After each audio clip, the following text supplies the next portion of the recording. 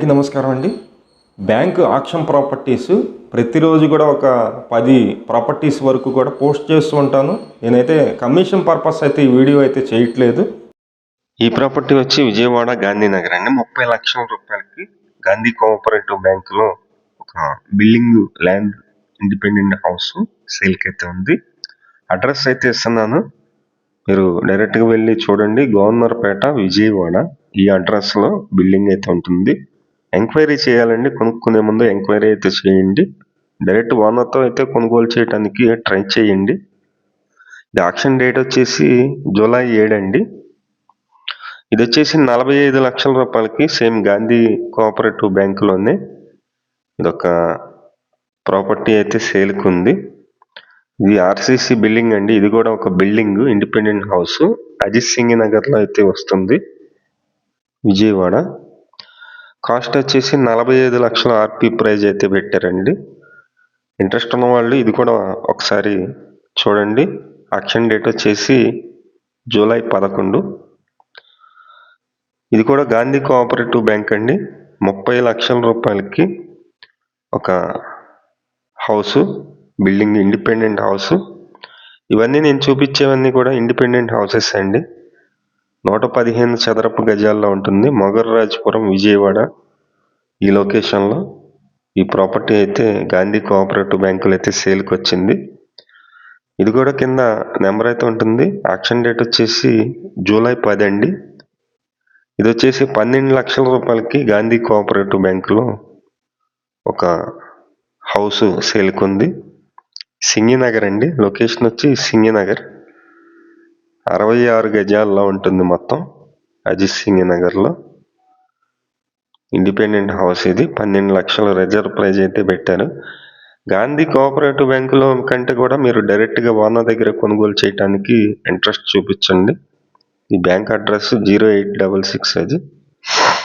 ఇది వచ్చేసి 10 లక్షల రూపాయలకి సేమ్ గాంధీ కోఆపరేటివ్ బ్యాంకులోనే. ఇది కూడా ఒక ఇండిపెండెంట్ హౌస్ 49 చదరపు గజాల్లో లబ్బిపేట విజయవాడ 10 లక్షల రూపాయలకి సేల్కి అయితే వచ్చింది. ఇది కూడా రిజర్వ్ ప్రైజ్ వచ్చేసి మనకి జూలై అండి. ఆక్షన్ డేట్ జూలై అయితే ఇచ్చారు. ఇది కూడా గాంధీ కోఆపరేటివ్ బ్యాంకులోనే 40 లక్షల రూపాయలకి ఒక ప్రాపర్టీ అయితే సేల్కి వచ్చింది. గుణదల లొకేషన్ అండి. 81 చదరపు గజాలు. ఈ గాంధీ కోఆపరేటివ్ బ్యాంకులో కొనుగోలు చేయటం కంటే డైరెక్ట్ ఓనర్ దగ్గర కొనుగోలు చేయడానికి ట్రై చేయండి. అడ్రస్లో మనం వెరిఫికేషన్ చేసుకొని ఎక్కడ ఉంటుంది అనేది డైరెక్ట్గా వెళ్ళి వాళ్ళ ఫోన్ నెంబర్లు అవి ఐడెంటిఫై చేసి కొనుగోలు చేయండి. ఇది వచ్చేసి 80 లక్షలు అండి. గాంధీ కోఆపరేటివ్ బ్యాంకే ఇది కూడా విజయవాడ. ఇది వచ్చేసి గేట్వే హోటల్ ఎదురుగా లబ్బిపేట విజయవాడ అండి. లబ్బిపేటలో అయితే ప్రాపర్టీ సేల్కి ఉంది. ఇది రిజర్వ్ ప్రైజే, ఆర్పీ ప్రైజే 80 లక్షలు అయితే ఇచ్చారు. అన్ని ప్రైవేట్ బ్యాంక్స్ అన్నీ కూడా డైరెక్ట్గా మీరు బ్యాంకులో వద్దు కొనొద్దు.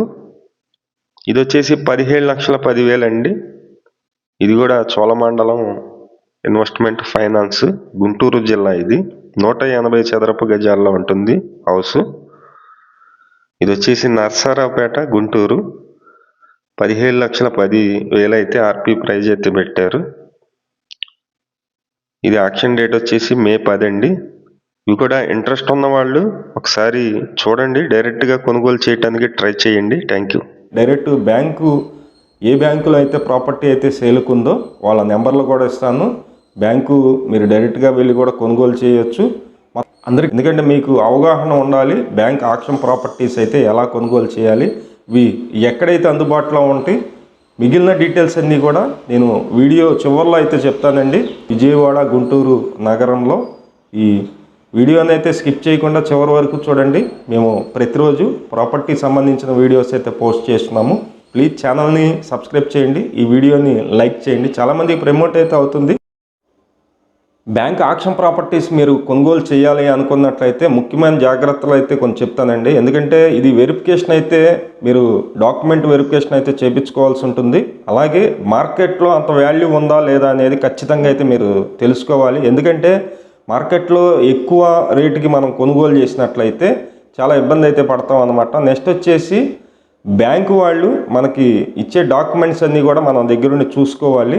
ఓనర్ ఉంటారు, బ్యాంకుకి లోన్ కోసం అప్లై చేసిన ఓనర్ అయితే ఉంటారు. ఆయనకి టైం అయితే ఇస్తారనమాట. ఆ టైంలో ఈ ప్రాపర్టీ ఎందుకు అమ్మలేకపోయాడు, అక్కడ ఉన్న మార్కెట్ వాల్యూ కంటే ఎక్కువ లోన్ తీసుకున్నాడా, ఇదైతే ప్రధానమైన సమస్య అనమాట. ఇది కూడా మనం దగ్గరుండి చూసుకొని కొనుగోలు చేయాలి. నెక్స్ట్ ఏంటంటే మనం కొనుగోలు చేసే అమౌంట్ మొత్తం వైట్ అమౌంట్గానే ఇవ్వాలి.